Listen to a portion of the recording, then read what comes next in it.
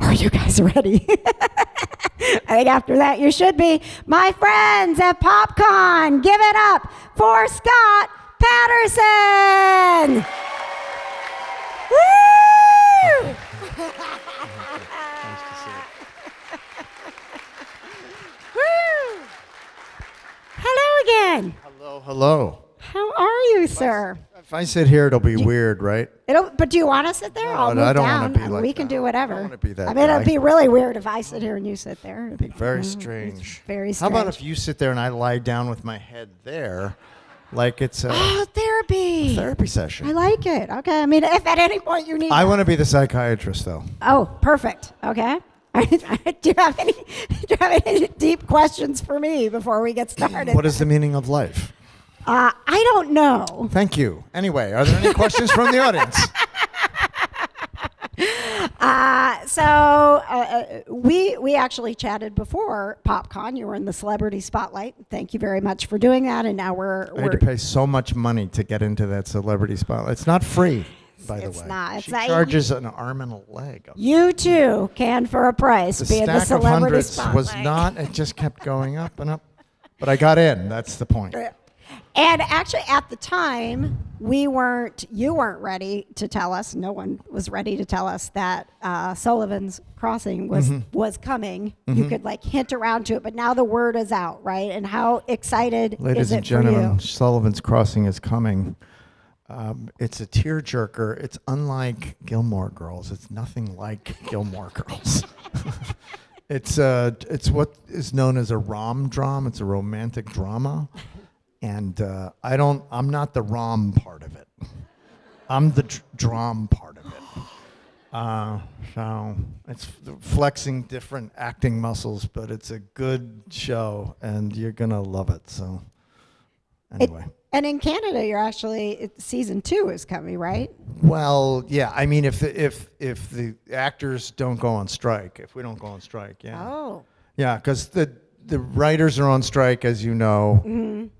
Fran Drescher, who's the head of the SAG Screen Actors Guild, is making sounds of solidarity with the writers, and it looks like we may strike because it's a lot of the same issues with streaming and how they're divvying up the money and how much less money there is that DVDs used to generate and that kind of a thing. So it is a problem. But if we don't strike, then I'll be going back up to Canada like mid-July, and we'll start shooting season 2.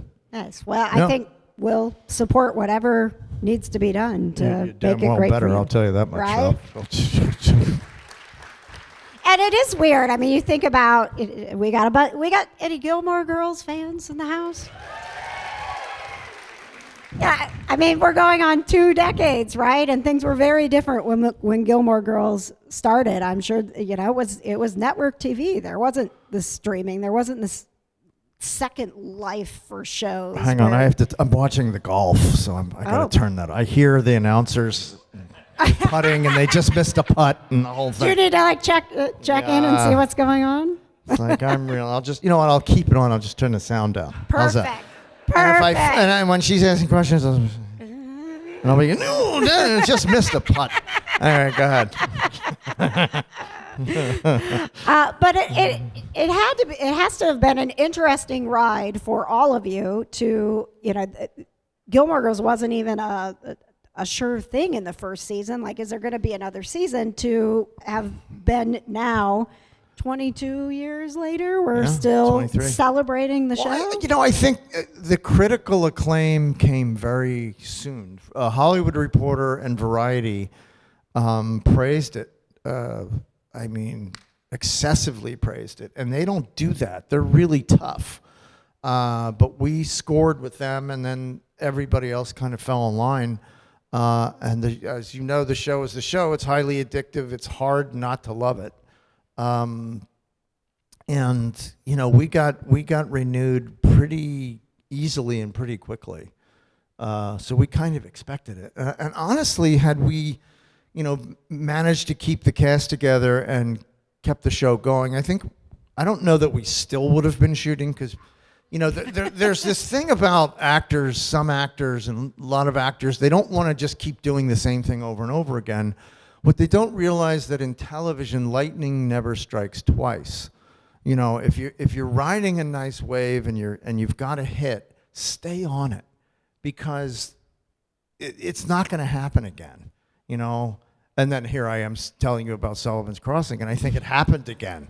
I think that's going to be an impactful show. So, but that's a 23-year gap, right? So it's like you play the odds. Sometimes, you know, you win. Yeah. But we kept. But anyway, more to the point. I think we could have gone at least 12 years, 11 years. I think, but without Amy and Dan, I think it would have been tough, right? Mm-hmm. That's the issue. Right, you lose them after the 6th season, and then you've got a wonderful writing staff to write that show, but it's not their voice. They didn't create these characters, so it's very difficult to sustain that level of quality and pop culture references and all that great humor. And let me take a poll with you guys. So the main factor of the show that kept you coming back, what was it? Was it the humor? Was it primarily the humor? What really was it? Because it's so verbal. Great, distinctive characters, all that stuff, right? But it made you laugh, right? I mean, because I'm watching it because I have this podcast, and I watch it for the first time, and it's like, there's so many jokes in every episode. And most of them are very successful jokes. They're very funny.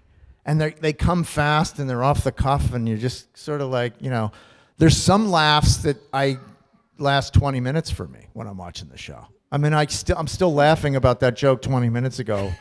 I'm trying to concentrate on the show. I mean, when they hit it out of the park when they do. So it's nice.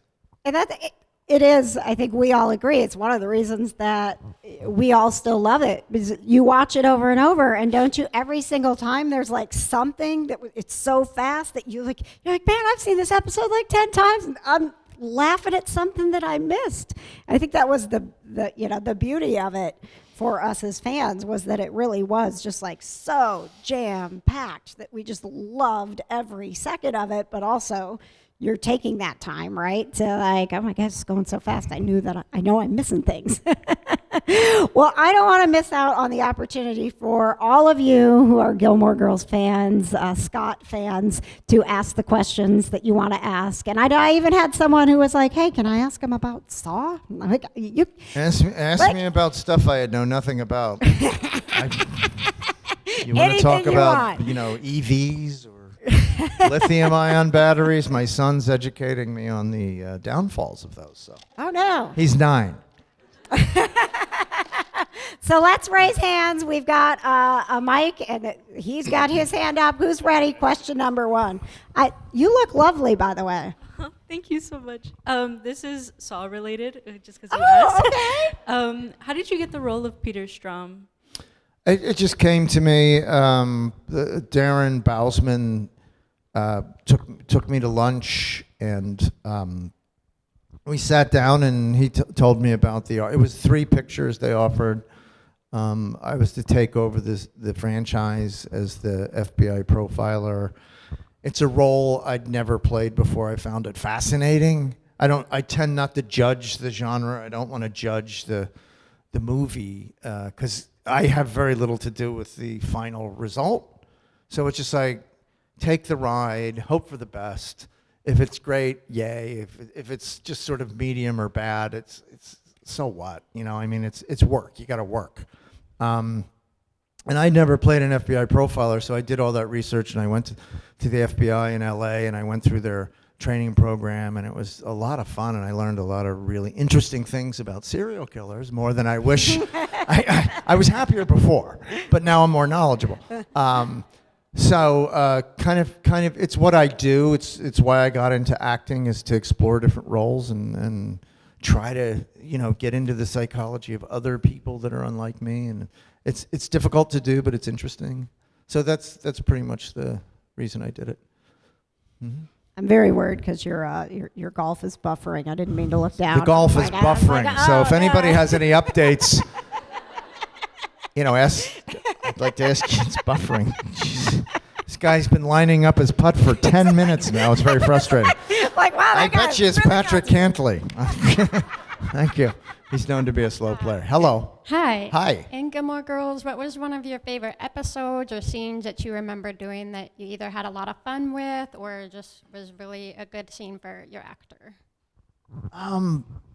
You know, in the pilot episode, when I first meet Lorelai, that first scene, because that was the most tense. I was just a guest star on the pilot. I wasn't a series regular.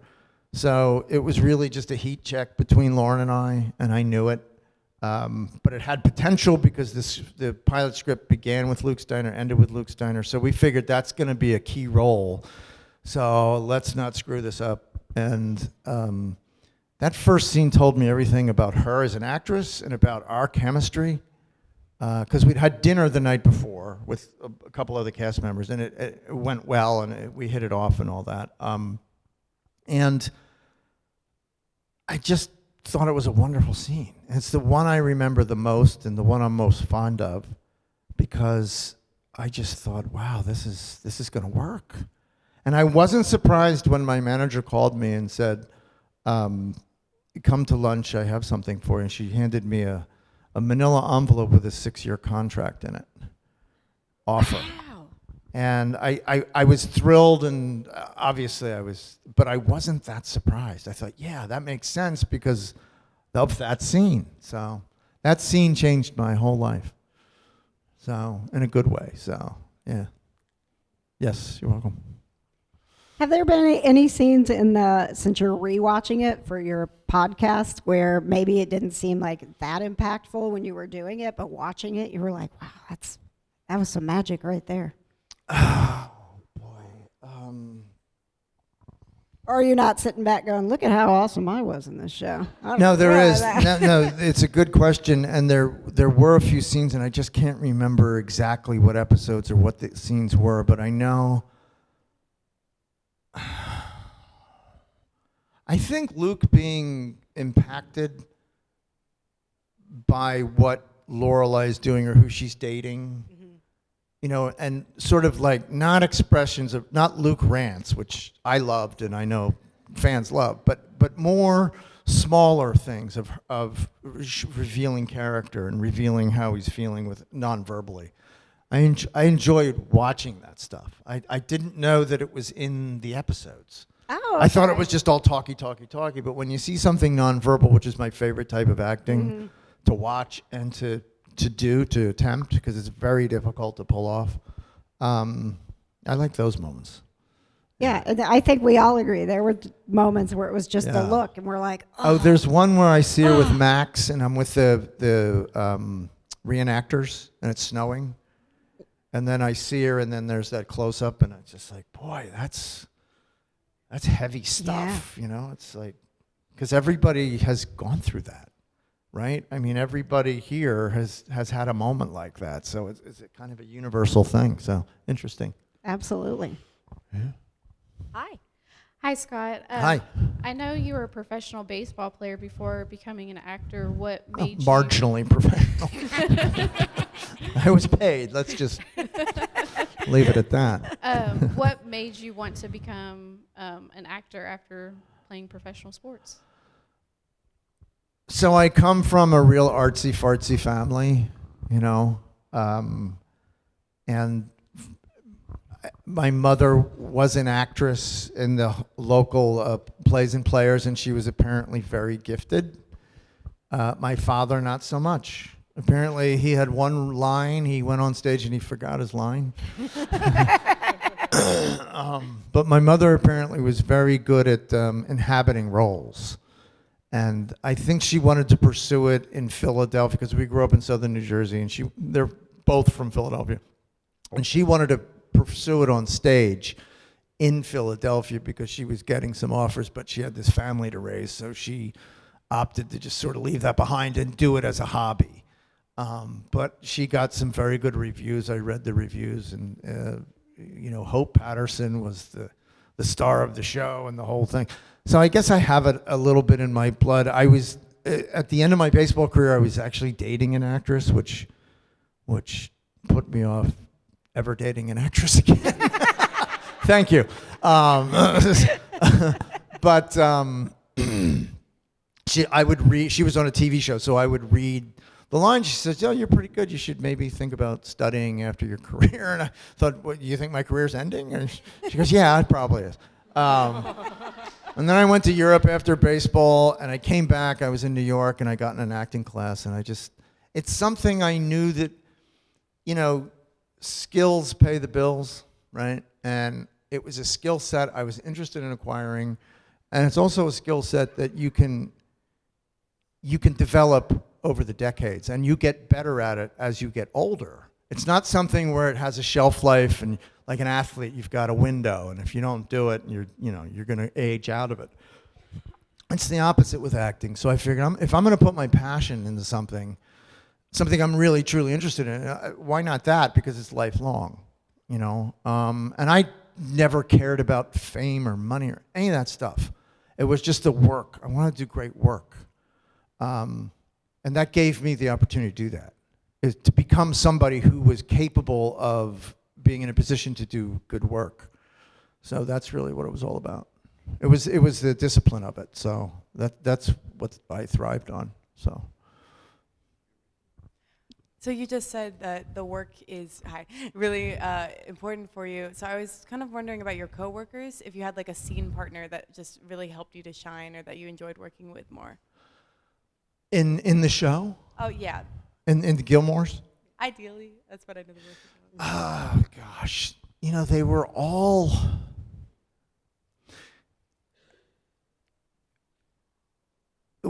Actors at that level are a competitive bunch, okay? And there's real pride in how you prepare and what you bring to the set.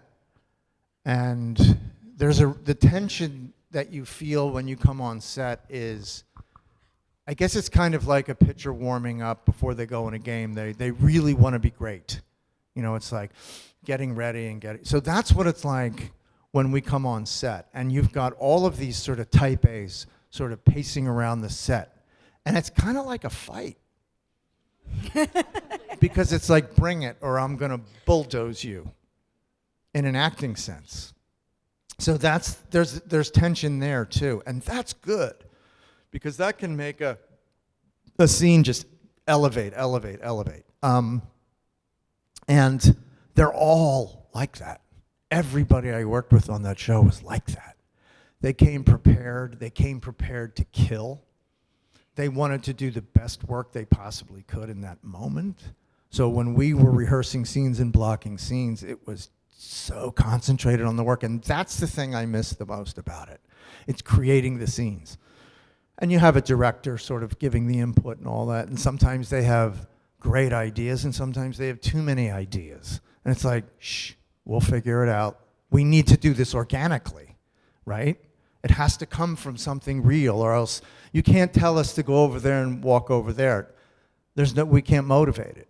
So we have to know why we're doing it. So we discover that in rehearsal, and that's the interesting part for me. It's like figuring out the math equation, and then you get it, and you're like, oh, okay, cool.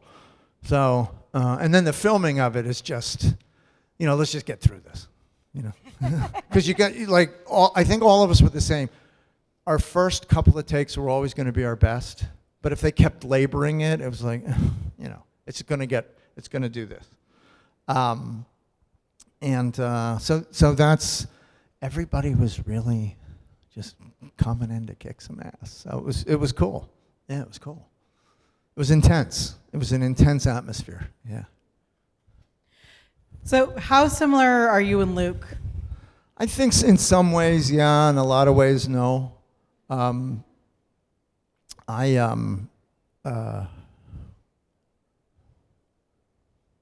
answering your question. Hello. Hi. Shaylee. He's talking to you. Oh, okay. Because you started talking to her, I thought, okay, that's okay. I think in a lot of ways, no. Because I think Luke's he's wrapped really tightly wound guy. He's got I think one of the most fascinating parts of him that wasn't explored too much or in too much depth was his relationship with his father. I wanted to know more about his father. So I did a whole history with his father, which I will not reveal, but it's interesting. I mean, to be Luke Danes, imagine what his dad was like. I mean, he must have feared him, respected him. He was probably fascinated, but couldn't get away from him.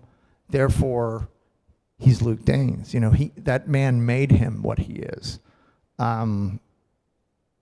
So I think he's, Luke Danes' dad was probably a World War II vet, right? Survived some pretty hairy stuff, and I think he was wounded, and that's all I'm gonna say. But that's a hard man. That was his father, but learned a lot of lessons from him, and looked up to him, and still does. You know, to have his dark day. I mean, what an interesting thing. So that's like a heavy thing to carry around, you know, to miss your dad that much, you know. I mean, I was very close with my mom. My mom and I were alone a lot, and she raised me up, and she died in 2008, and I still think about her. But I don't have a dark day anymore. I used to, but it's been, 13 years? And it's like on that day I feel joy, I feel, gratitude, and that she was in my life and was my mom. But with Luke, man, he's going down a rabbit hole every year. So it's interesting. So I guess, I don't know, I could talk all day about similarities and differences, but that's I'll just leave it at that, okay?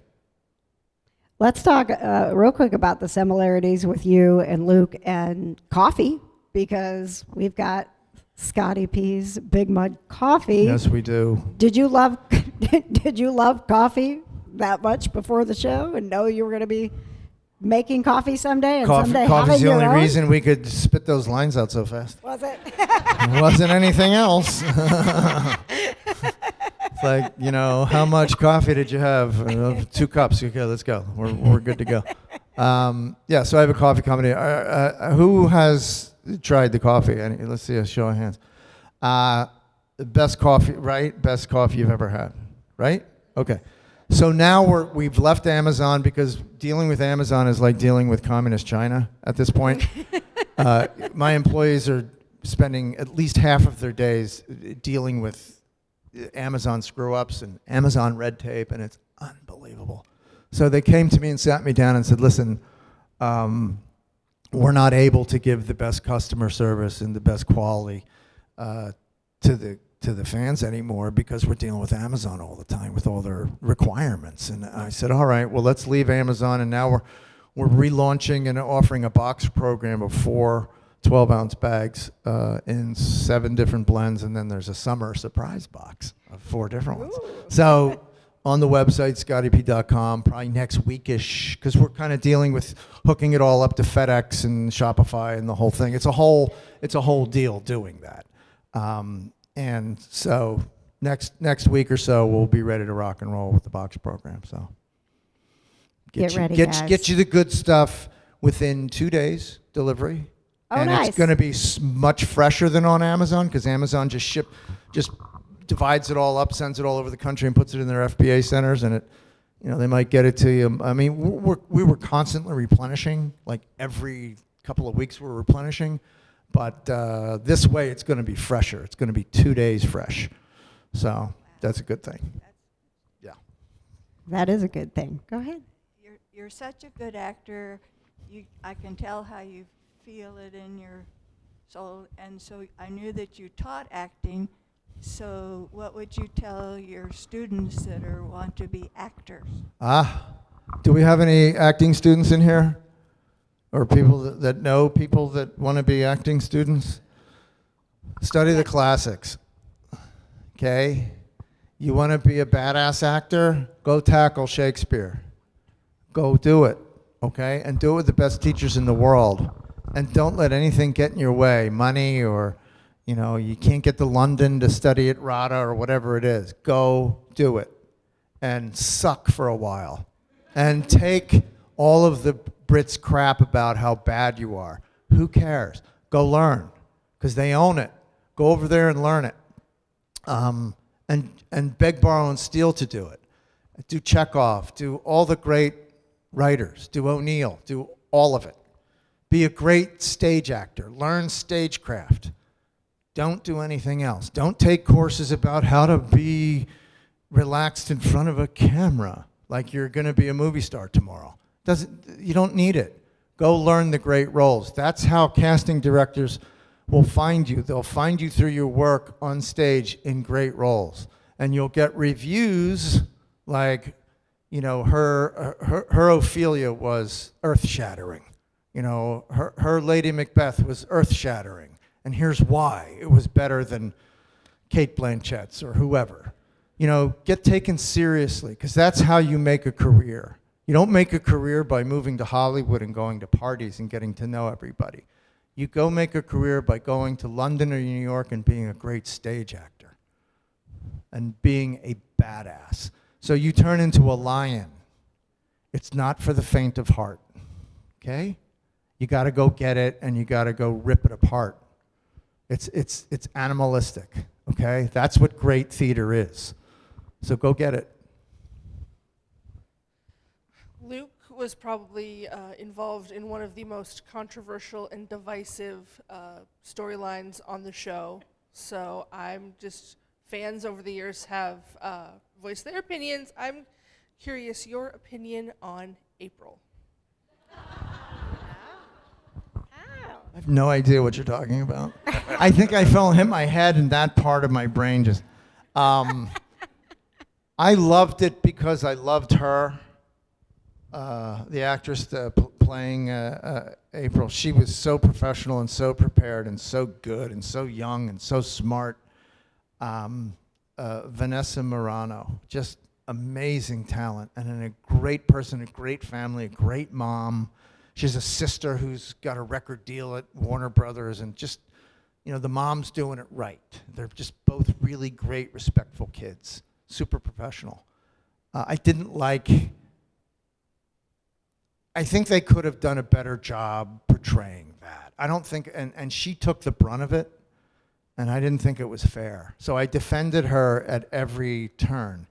And if you're going to put an obstacle in front of a marriage of Luke and Lorelai like that, let's flesh it out a little more, okay? Instead of making it, I thought it was a bit melodramatic, but that's kind of how you end a season, right? I mean, it's a cliffhanger. But I thought she added so much depth to him that went unexplored, unfortunately, you know? And she was kind of seen as a sort of a Christopher-like character. And I just didn't think it was fair to her or the character or to my character. So that's kind of how I feel about it. You know, not her fault. You know?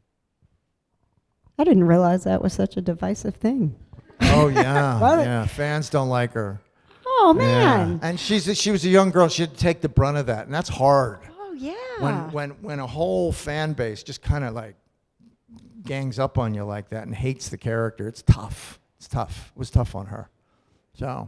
Yeah, I just kind of took it as like, things are messy in life, you know, and this is messy. You know, Okay. Gilmore fans, man, they don't mess with Luke and Lorelai. That is true. They made their voices heard. I mean, they were waiting all those years, and you know what? They're still waiting. They are. Yeah. Yes. Where are we? Oh, there we go. Hi. After Gilmore Girls wrapped up and you guys ended up doing that Netflix thing, was it easy just to fall back into the characters and back into the routine with everybody? I don't know about the other folks, but it wasn't for me. I'd gotten married. I had a son. Things were completely different for me. I didn't feel like him. I didn't really understand it. I didn't think about him for 9 years. But what I did was we were rehearsing a scene in the diner, and I just told Amy, I said, I don't know if I can do this. So I need to take a walk. I need to just go walk around the town. And I did. I took about 10 minutes, and I walked around and thought the thoughts, and the memories flooded in, and I got the old scent back, and I walked back in, and I was like, all right, I'm ready. Didn't take much. You just don't know. Usually it's I put the shoes on and I put the hat and I'm there. Didn't happen this time. Was that surprising to you? Yeah. And you're like, oh, okay. Well, I said I'd do this, so I guess I'm doing it. Yeah. Yeah. Yeah. It's like, Wow. uh-oh, I'm gonna stink. I know. But it didn't take much. I'm glad I figured it out. Or I accidentally met the character again. Thank you. Over here. Do you still talk to Lauren Graham? She's obsessed with me. I've had to change my phone number 4 times now. It's like, can you just?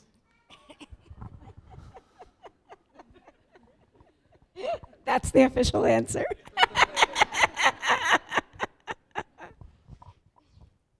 This has been a fantastic day, Scott. Thanks for coming to Louisville. Thank you. It's been great for me too.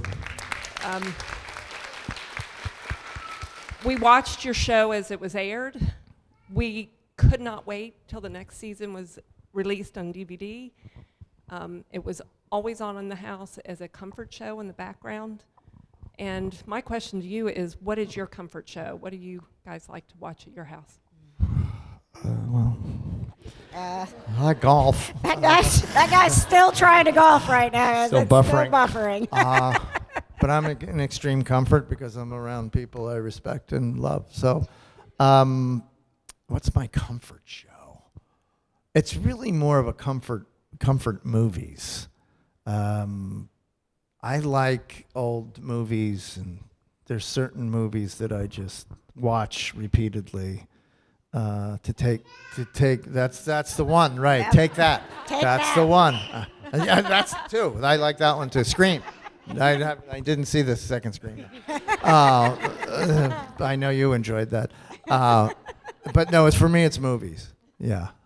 If I see 2001: A Space Odyssey, I'll just yes. And I know it takes forever, and it's slow, and I'm like, yes. We did when you paid to be in the celebrity spotlight. We talked about Yellowstone. You are a fan of Yellowstone, correct? I think that what Kelly Riley and Cole Hauser and Costner are doing on that show is extraordinary. I think the writing for those characters is extraordinary. I think the scenes between father and daughter are extraordinary. I think Kelly Riley has been unjustly ignored by the Academy because it's a right-wing skewing show. I think that's completely unfair and ridiculous. She's amazing. And those characters are amazing. And a shockingly good show. Yeah. So in Gilmore Girls, Luke has a sister, Liz. Did Amy or Dan have like a reason to pop in like Luke's sister, Liz? Like just have her on the show? I just feel like, I don't know, I just feel like she's a random character. Oh, really? Well, She was funny, yes. How much could I share with you? Oh, boy. Amy and Dan had this uncanny, I'll say this, Amy and Dan have this uncanny ability to know your life, but you didn't tell them.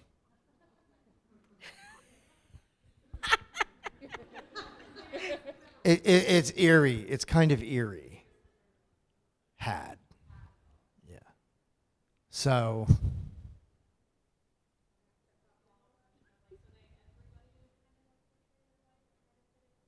I think so, because I've heard this comment from other cast members, like, how did they know? But, and I don't know how accurately they portrayed the other ones, but in my case, it was a very light version. It's a digestible version.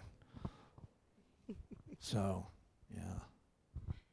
So with the wrapping up of a year of life, what do you think, without giving too much away, if you can give anything away, what do you think Luke's reaction to Rory being pregnant would be?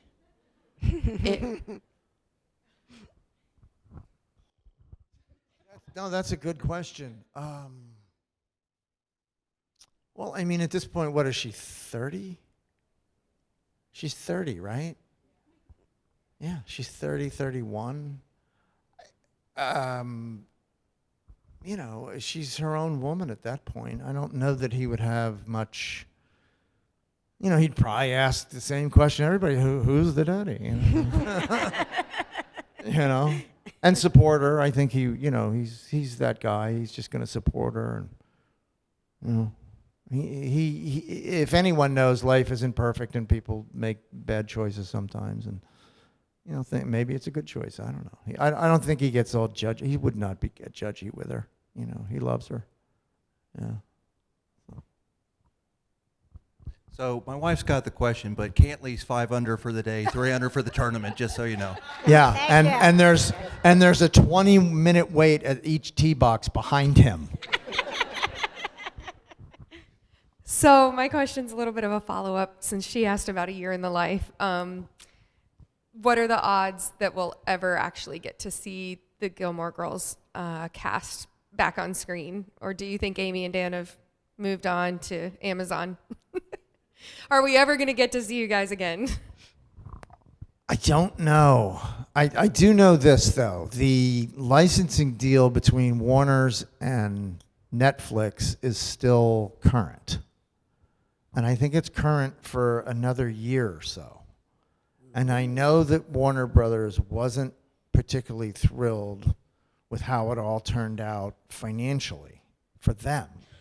So I think if it happens, they're going to try to make a better deal for themselves. And that's pretty much all I know. I think it really comes down to availability of everyone. I think that's the hard part. So if they figure that out.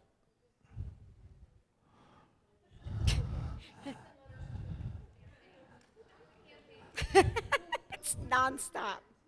All right, I need you two to just calm down right now. Let's just calm it down.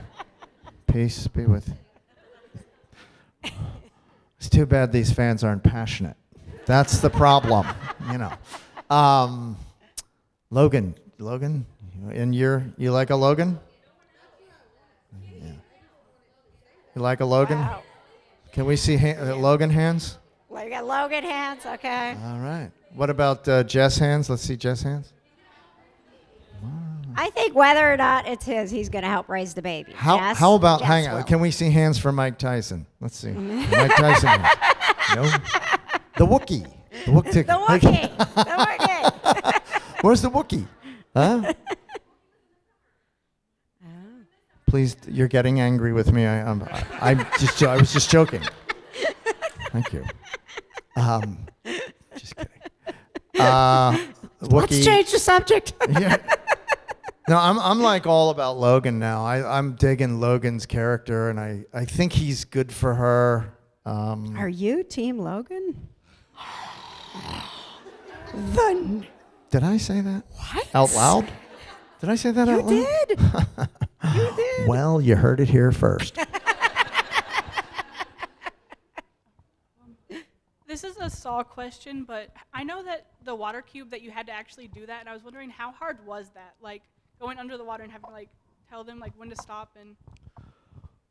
I grew up swimming. I was a competitive swimmer as a child, and I left the swimming game at 12. I'd had enough, so I'm comfortable underwater. But they forgot to plug my nose up, so I kept drowning. And I know drowning isn't good, so I knew that from swimming. And so when I said, plug my nose up, it was fine. Yeah, it wasn't terribly dangerous other than the drowning part and being locked into a head cube. Yeah, it's not where I thought my career would end up, but there you go. You say yes, and there you go. So a lot of Gilmore Girls characters are now on The Marvelous Mrs. Maisel, and I was wondering if you have ever been asked to be on the show. No. I think what they wanted to do was give the recurring characters more opportunities because to get them the work. And because there were a lot of, recurring characters who were unsung and who have great ability, and they deserve that chance to be on that big stage. And so I was pleased to see them all getting opportunities. I mean, we all had our moment in the sun, if you will, and so it was nice to see that happening. Yeah. So I had a question more about the podcast and what everybody kind of just brought up. Not who's the baby daddy, but team-wise, because you got a little bit, I don't know if defensive is the right word, but a little bit excited about Team Luke or Team Christopher when it was brought up on the podcast. And you were kind of like, there's no argument. And that's the edited version. You should have heard the stuff that I cut out. I edit that thing. Do you feel Bombs here and there. Just saying. Could have been. Do you feel the same way about Team Logan, Jess, Dean? No. Okay. I don't feel that way. As I'm watching the show, I'm educating myself. It's the first time I've seen this stuff, so it's a truly virgin reaction, if you will, if you could ever apply that term to me.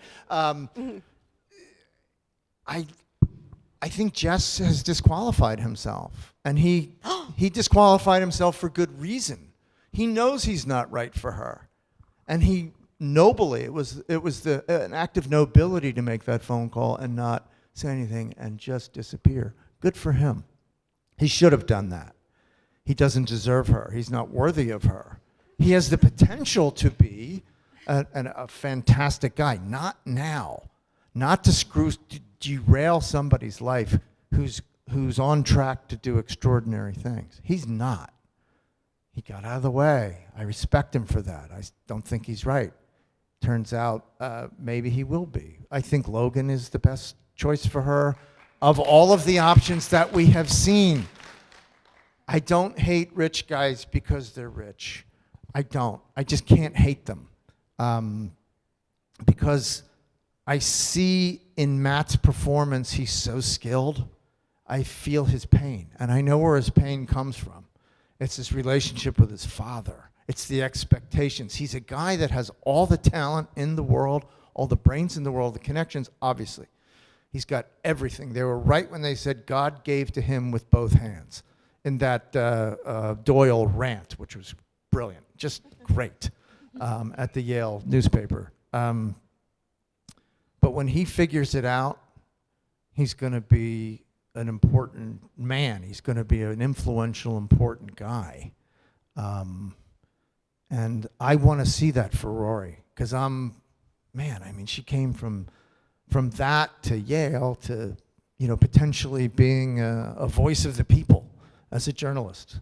And that's an important role, and I think he figures that out. They could be a power couple on a global platform. And I love that. I love the aspirational nature of that.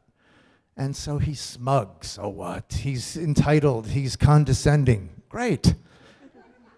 The thing I love about Matty Zucri is he found the heart of the guy, he found the soul of the guy without showing it yet. But you can feel it's there.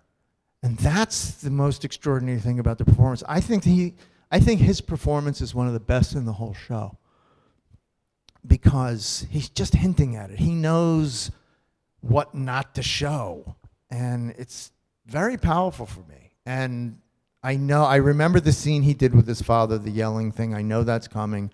I was there when it happened. I thought it was like, wow. And it's just so good. He's so good. And he's such a good dude. And it comes out in his work no matter what kind of a louse he's playing.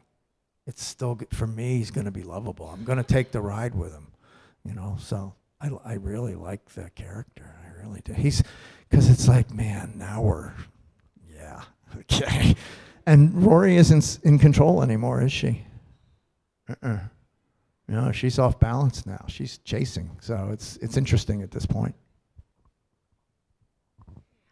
What was the last day of filming Gilmore Girls like, and did you get to keep any memorabilia from the set?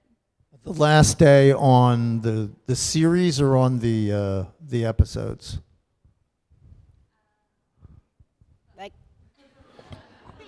I don't remember the last day on the series. I don't really remember the last day on the episodes.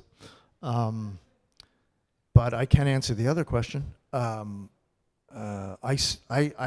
borrowed, I removed several items from the set, and I made my own little storage facility filled with memorabilia. And then in season 6 or 7, the Warner Brothers started looking in people's trunks as they were leaving. So miraculously, that behavior ceased. But in 6 years, I did pretty good. I gotta tell you, I did pretty good. I have another Saul question. Yes. How was it working with Athena or Costas or any of the other coworkers on set? Gosh, such a blur. Always such a blur with that experience. Athena. Yeah, that was fun. She was good. She was, yeah, we worked well together. We had a fun time, I think she had more experience doing that, gun around the corner stuff. I just had no experience doing that. I did it like my first thing I ever did. I did all that gun stuff and but she was a little better at it than I was. So she'd give me little tips like, hey, you don't want to hold it there. You shoot yourself in the leg. Right, gotcha. This kind of. They were great. It was fun. Everybody was fun.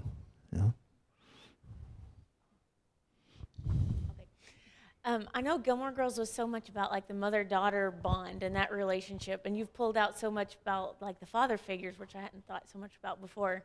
And I was just wondering how that's impacted you, and especially now that you have a son. The show, the dialogue from the show has not impacted my relationship with my son. No, I don't remember any of the dialogue. Really? It was a lot. Here's what happens, and here's the reason why you develop a very large short-term memory muscle, and your brain functions in a way where it allows in massive amounts of data on a short-term basis and then empties out to make room for the next day's data. But it's all gone now. I don't remember anything about it. If I could do a couple of speeches from Hamlet now because I was so intently wedded to that material for so long, right? But with Gilmore, it's like you get it. Okay, let's go. Okay, forget about it. Now on to the next one. So it's all short-term memory stuff. Yeah. So.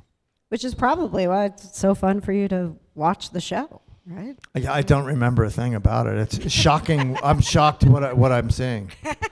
I truly am. I don't remember anything I did, and I look at it and I go, geez, I used to look like that. I used to talk like that. What's going on? It's like watching a different person. It's weird. Hi.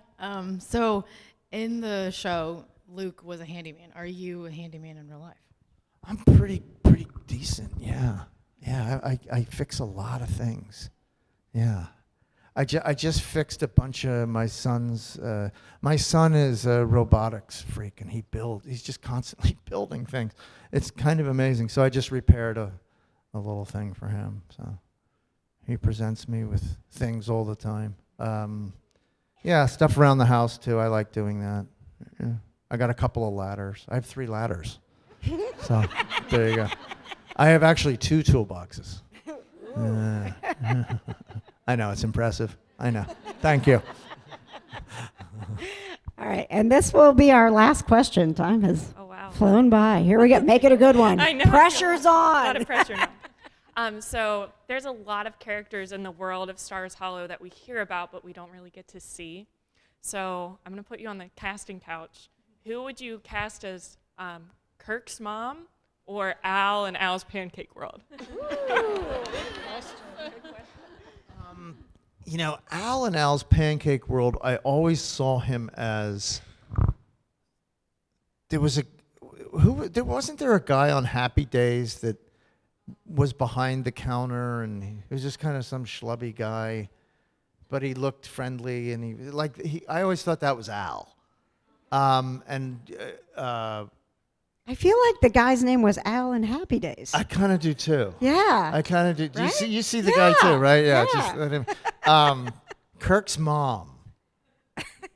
Kirk's mom was either you know what I think would be really interesting.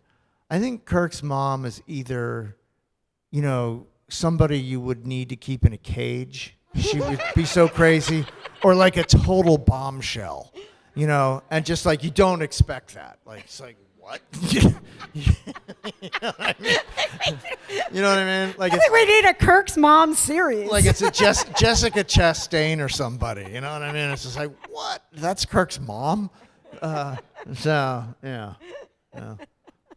Excellent question. Thank you guys so much for being here Thanks, with guys. us. Appreciate you.